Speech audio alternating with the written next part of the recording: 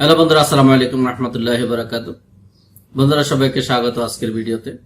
Dubai থেকে যারা ছুটিতে গিয়েছিলেন কোভিড-19 এর কারণে, যারা পুনরায় দুবাইতে এন্ট্রি করতে পারেন নাই, তাদের জন্য দুবাই সরকার একটি ওয়েবসাইট প্রকাশ করে। আপনি যদি দুবাইতে এন্ট্রি করতে চান, তাহলে অবশ্যই আপনাকে ওয়েবসাইটের মাধ্যমে রেজিস্ট্রেশন করতে হবে। রেজিস্ট্রেশন করার পর আপনাকে একটি অ্যাপ্রুভাল দেওয়া হবে। ওই অ্যাপ্রুভালের মাধ্যমে আপনি দুবাইতে এন্ট্রি করতে পারবেন। প্রথমে তারা যে ওয়েবসাইটে প্রকাশ করে, ওই ওয়েবসাইটের মাধ্যমে সমস্ত ইউএর সমস্ত এমপ্লয়িরা যারা দেশের বাইরে ছিলেন, তারা ওই ওয়েবসাইটের মাধ্যমে রেজিস্ট্রেশন করতে পারতেন। কিন্তু বর্তমানে যাদের শুধুমাত্র দুবাই ভিসা, দুবাই সরকার তাদের জন্য নির্দিষ্ট আলাদা একটি লিঙ্ক তৈরি করে, এবং যদি তারা পুনরায় এন্ট্রি করতে চায়, তাহলে তারাই ওই লিঙ্কের মাধ্যমে রেজিস্ট্রেশন করতে পারবে। এবং দুবাই বাদে যাদের আদার্স এমিরেটস এর ভিসা, তারা চাইলে ওই পুরাতন লিঙ্কের মাধ্যমে তারা এন্ট্রি রেজিস্ট্রেশনটা করে নিতে পারবে। তো এখন আমরা চলে যাবো কম্পিউটার স্ক্রিনে কিভাবে আমরা নতুন নিয়মে এন্ট্রি রেজিস্ট্রেশনটা করবো, সেটা আমরা দেখেনি। তবে যাওয়ার আগে আপনাদের কাছে রিকোয়েস্ট, আপনারা যদি আমার চ্যানেলটিকে এখনো সাবস্ক্রাইব করে না থাকেন, so please hit the subscribe button. আর যদি সাবস্ক্রাইব করে থাকেন, সেই জন্য আপনাকে অসংখ্য ধন্যবাদ। তো এখন আমরা চলে যাবো কম্পিউটার স্ক্রিনে কিভাবে আমরা নতুন নিয়মে এন্ট্রি রেজিস্ট্রেশনটা করবো, সেটা আমরা দেখেনি।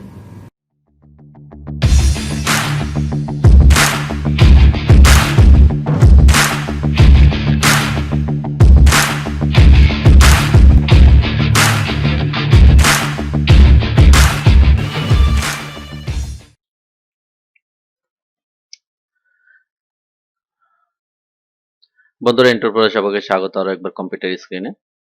সো এখন আমি দেখিয়ে দেবো কিভাবে আপনারা দুবাই এন্ট্রি রেজিস্ট্রেশনটা করবেন। শুধুমাত্র যাদের দুবাই ভিসা, তারাই শুধুমাত্র এইভাবে আপনারা রেজিস্ট্রেশনটি করে নেবেন। এন্ট্রি রেজিস্ট্রেশনটি করার জন্য আপনার হাতে 3টি ডকুমেন্টস অবশ্যই রাখবেন। প্রথমত আপনার পাসপোর্ট কপিটি, দ্বিতীয়ত ভিসা কপিটি, এবং তৃতীয়ত আপনার এমিরেটস আইডি কপিটি। সো প্রথমে আপনি আপনার পছন্দের যে কোনো একটি ব্রাউজার ওপেন করে নেবেন এবং ব্রাউজার অ্যাড্রেস বারে লিখবেন এই ওয়েবসাইটটি beta.smartservices.ica.gov.ai, দেন স্ল্যাশ। এরপর আমরা এন্টার প্রেস করব। এন্টার প্রেস করার সাথে সাথে ফ্রেন্ডস আমরা দেখতে পাচ্ছি federal authority for identity and citizenship home page, এবং আমরা এখানে আরো অনেকগুলো অপশন দেখতে পাচ্ছি। সো রেজিস্ট্রেশন করার জন্য আমরা এখানে এই অপশনটির উপর ক্লিক করব, পাবলিক সার্ভিস। এই অপশনটিতে আমরা ক্লিক করব। এই অপশনটিতে ক্লিক করার সাথে সাথে ফ্রেন্ডস আমরা এখানে আরো অনেকগুলো অপশন দেখতে পাচ্ছি। আমরা যদি স্ক্রল করে ডাউনে চলে যাই, তাহলে আমরা এখানে আরো একটি অপশন দেখতে পাচ্ছি। এখানে other services, residents outside UAE, entry permission issue. এরপর নিচে আমরা আরো 3টি অপশন দেখতে পাচ্ছি, service card, start service, tracking for public service. So আমরা এখানে স্টার্ট সার্ভিস এই অপশনটিতে আমরা ক্লিক করব। স্টার্ট সার্ভিস অপশনটিতে ক্লিক করার সাথে সাথে ফ্রেন্ডস আমরা নতুন আরেকটা এন্টার পেজে চলে আসলাম। এই পেজটি হচ্ছে পুরাতন যে পেজটির মাধ্যমে আমরা প্রথমে এন্ট্রি রেজিস্ট্রেশনটি করতাম, সেই পেজটি।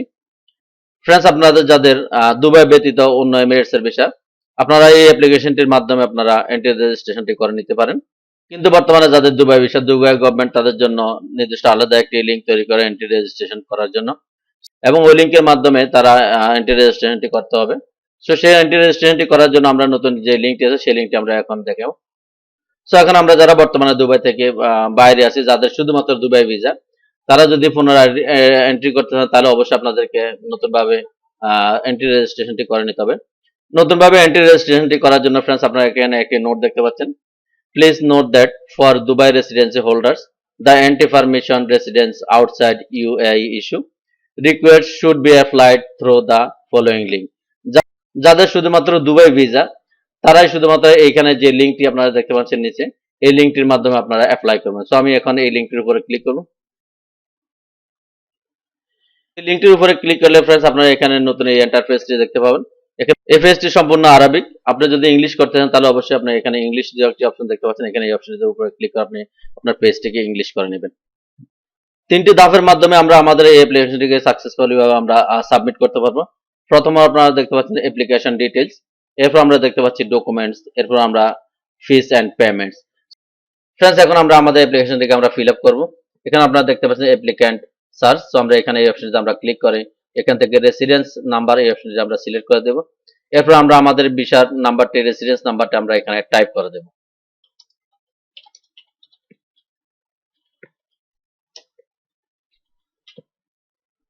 ফ্রেন্ডস, এরপর আমরা দেখতে পাচ্ছি কান্ট্রি। সো আমরা এখানে আমাদের কান্ট্রিটি সিলেক্ট করে দেব। এরপর আমরা দেখতে পাচ্ছি 4 নম্বর অপশনে ইয়ার অফ বার্থ। তো আপনি আপনার বার্থ ইয়ারটি আপনি এখানে টাইপ করে দেবেন। এরপর আমরা নিচে দেখতে পাচ্ছি I am not a robot. So আমরা এই বক্সটির উপরে ক্লিক করে দেব। এখন আমরা সার্চ যে অপশনটি আছে এই অপশনটির উপর আমরা ক্লিক করব। সার্চ অপশনটিতে ক্লিক করার সাথে সাথে ফ্রেন্ডস আপনি আপনার সম্পূর্ণ অ্যাপ্লিকেশন ইনফরমেশনটা আপনি এখানে দেখতে পাবেন। আপনার নাম এবং আপনার ন্যাশনালিটি এবং আপনার ভিসা এক্সপায়ারি ডেটটি আপনি এখানে দেখতে পাবেন। ফ্রেন্ডস এরপর আমরা দেখতে পাচ্ছি ট্রাভেল ইনফরমেশন। সো আমরা আমাদের ট্রাভেল ইনফরমেশনটা আমরা এখানে টাইপ করে দেব। ফ্রেন্ডস নিচে আপনারা দেখতে পাচ্ছেন কামিং ফ্রম, আপনি যে দেশ থেকে আসতে চাচ্ছেন দুবাইতে, সো সেই দেশটি আপনি এখান থেকে সিলেক্ট করে দিবেন। ফ্রেন্ডস এরপর আমরা দেখতে পাচ্ছি এরিভাল ফোর্ট। সো এখান থেকে আমরা আমাদের এরিভাল ফোর্ট দুবাই এয়ারপোর্টটি আমরা এখান থেকে সিলেক্ট করে দেব। এখানে আপনারা দুটি এয়ারপোর্টের নাম দেখতে পাচ্ছেন, দুবাই ইন্টারন্যাশনাল এয়ারপোর্ট এবং আল মাকতুম ইন্টারন্যাশনাল এয়ারপোর্ট। সো এখান থেকে আপনি যে এয়ারপোর্টে আসতে চান সো ওই এয়ারপোর্টটি আপনি এখান থেকে সিলেক্ট করে দেবেন। এখানে আমি দুবাই ইন্টারন্যাশনাল এয়ারপোর্ট এই অপশনটি আমি সিলেক্ট করে দিচ্ছি। ফ্রেন্ডস এরপর আমরা দেখতে পাচ্ছি কন্ট্যাক্ট ইনফরমেশন। সো এখানে আমরা আমাদের ভ্যালিড ইমেল অ্যাড্রেসটি আমরা টাইপ করে দেব। ফ্রেন্ডস যখনই আপনার অ্যাপ্লিকেশনটি অ্যাপ্রুভাল হবে সাথে সাথে আপনার ইমেলে আপনার অ্যাপ্রুভালের যে সমস্ত ডকুমেন্টস গুলো আছে সেগুলো আপনার ইমেলে সেন্ড করে দেওয়া হবে। সো খুব কেয়ারফুলি ভাবে আপনি আপনার ইমেল অ্যাড্রেসটি লিখবেন যেন কোনো ভুল না হয় আপনার ইমেল অ্যাড্রেসে। সো এখন আমি আমার ইমেল অ্যাড্রেসটা আমি এখানে টাইপ করে দেব।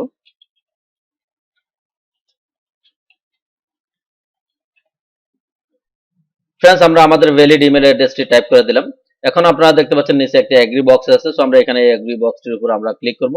প্রথমে অবশ্যই আপনি এখানে যে লেখাটি আছে অবশ্যই আপনি এটা পড়ে নেবেন। এখানে যেটা লেখা আছে এখানে আপনি যখনই এই অ্যাপ্লিকেশনটির অ্যাপ্রুভাল পাবেন এবং আপনি যখনই দুবাইতে আসবেন না, দুবাইতে আসার পরে আপনাকে 14 দিন অবশ্যই হোম কোয়ারেন্টাইনে থাকতে হবে সম্পূর্ণ নিজ দায়িত্বে। আপনি যদি এগ্রি থাকেন তাহলে অবশ্যই এখানে যে এগ্রি বক্সটি আছে এগ্রি বক্সটির উপর আপনি ক্লিক করবেন। এরপরে নিচে আমরা আরো একটি বক্স দেখতে পাচ্ছি I am not a robot. So আমরা এই বক্সটির উপরে ক্লিক করব।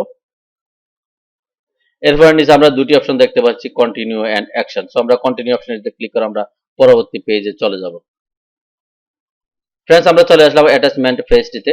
এখানে আমরা আমাদের পাসপোর্ট কপিটি, ভিসা কপিটি এবং আমরা আমাদের আইডি কপিটি আমরা এখান থেকে আপলোড করে দেব। এবং আপনি চাইলে ডাইরেক্ট স্ক্যান করে আপনার ডকুমেন্টস গুলোকে আপনি স্ক্যান করে নিতে পারেন। এখানে আপনি দেখতে পাচ্ছেন স্ক্যান এন্ড আপলোড ফাইল। এখানে এই অপশনটির মাধ্যমে আপনি আপনার ডকুমেন্টস গুলোকে স্ক্যানের মাধ্যমে আপনি আপলোড করে নিতে পারেন। তো এখানে আমরা স্ক্যান এন্ড আপলোড এই অপশনটিতে আমরা ক্লিক করব। এই অপশনটিতে ক্লিক করার পরে আমরা এখান থেকে আমাদের স্ক্যানারটিকে আমরা সিলেক্ট করে নেব। এরপর আমরা স্ক্যান এই অপশনটিতে আমরা ক্লিক করে স্ক্যান করে নেব আমাদের পাসপোর্ট কপিটি।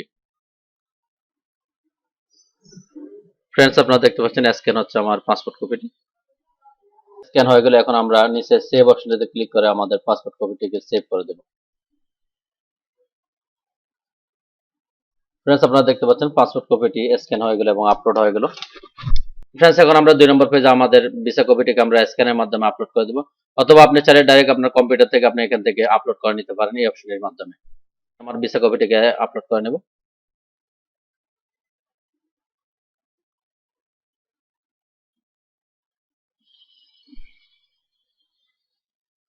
এরপর আমরা সেভ অপশনটিতে ক্লিক করে আমাদের ভিসা কপিটিকে আপলোড করে দেব। ফ্রেন্ডস ভিসা কপিটিও আপলোড হয়ে গেল। এখানে ফ্রেন্ডস আপনারা দুইটি অপশন দেখতে পাচ্ছেন, ডাউনলোড এন্ড ডিলিট। যদি স্ক্যানের যদি কোনো সমস্যা বা আপলোডে যদি কোনো সমস্যা হয় তাহলে আপনি অবশ্যই এখান থেকে ডিলিট অপশনতে আপনি ক্লিক করে আপনার ডকুমেন্টসটিকে ডিলিট করে পুনরায় আপনি স্ক্যান এবং আপলোড করে নিতে পারেন। সো ফ্রেন্ডস এখন আমরা 3 নম্বর পেজটিতে আমরা আমাদের এমএস আইডিটিকে আমরা আপলোড করে দেব। এখানে আপনারা দেখতে পাচ্ছেন drug here two click to upload A file. So আমরা এই অপশনটিতে ক্লিক করে আমরা আমাদের এমএস আইডিকে আমরা আপলোড করে দেব।